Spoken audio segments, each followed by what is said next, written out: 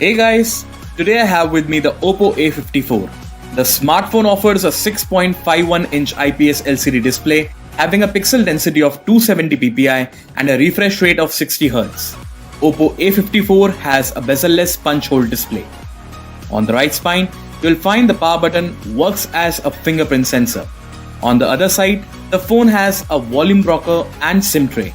The bottom of the phone features a USB Type-C port, 3.5mm jack and a speaker grill. OPPO A54 comes with a triple camera setup with OPPO branding at the bottom.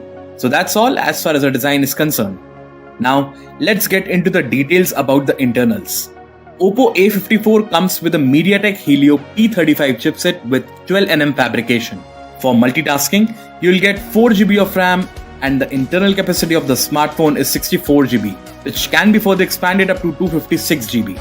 OPPO A54 offers a 5000 mAh battery powered by an 18-watt fast charging facility.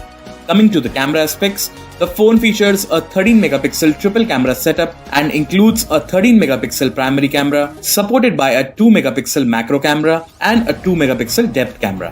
Also, the phone offers a 16-megapixel front camera.